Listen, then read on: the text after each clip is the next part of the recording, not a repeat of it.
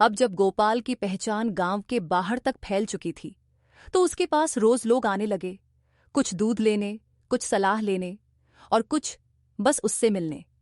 लेकिन सबसे ज्यादा उसे खुशी तब हुई जब गांव के छोटे छोटे बच्चे उसके पास सीखने आने लगे।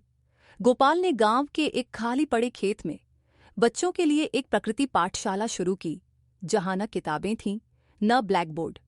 वहां सिर्फ पेड़ थे, गायें थीं, मिट्टी थी और जीवन का अनुभव था। गायों से प्रेम, धरती से जुड़ाव और मेहनत, यही मेरी पाठशाला की 3 किताबें हैं। एक बार एक युवा वैज्ञानिक डॉ नेहा गोपाल से मिलने आई। वह प्राकृतिक गायों के दूध पर शोध कर रही थी। जब उसने गोपाल की गायों का दूध टेस्ट किया तो हैरान रह गई।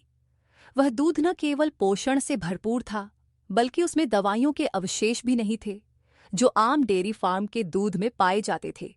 डॉ नेहा ने गोपाल को सुझाव दिया, क्यों न हम मिलकर एक मॉडल बनाएं जिसमें परंपरा और विज्ञान दोनों साथ चले। गोपाल को यह विचार पसंद आया। उसके छोटे से गौशाले को अब एक प्रयोगशाला से जुड़ी गौशाला में बदल दिया गया। यहाँ आयुर्वेदिक घास, जड़ी बूटियां और मौसम के अनुसार चारा दिया जाने लगा। एक रात अचानक हुई तेज बारिश और बाढ़ ने गांव को डुबो दिया। गोपाल का गौशाला भी प्रभावित हुआ। उसकी 2 गायें घायल हो गईं और चारे का स्टॉक बह गया। गांव वालों ने मदद की, लेकिन नुकसान बड़ा था। गोपाल टूटने नहीं बैठा। उसने अपनी मां की कही बात याद की, जब मिट्टी गीली होती है तभी बीज अंकुरित होते हैं बेटा। गोपाल ने फिर से शुरू किया। खुद अपने हाथों से बाड़ा बनाया, गायों की मरहम पट्टी की और दूसरों की मदद करने से भी पीछे नहीं हटा।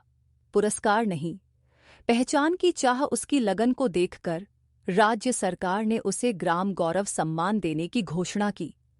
जब उससे पूछा गया कि वह इस सम्मान के बदले क्या चाहता है, तो गोपाल का जवाब था, मुझे कोई पद नहीं चाहिए, बस ये चाहता हूं कि हमारे गांव के हर बच्चे को पता हो कि गाय क्या होती है और धरती से प्रेम क्यों जरूरी है। अब गांव बदल चुका था। जहां पहले लोग मशीनों पर भरोसा करते थे, वहीं अब फिर से लोग अपने पशुओं के साथ रिश्ता बनाने लगे थे। कुछ ने स्थानीय डेयरी खोल ली, तो कुछ ने गोपाल से प्रेरणा लेकर ऑर्गेनिक खेती शुरू की। हर सुबह गांव में एक आवाज गूंजती, चलो गोरी चलो लाली। पर अब उसके पीछे कई और चरवाहे भी चलते, नए सपनों और नई उम्मीदों के साथ।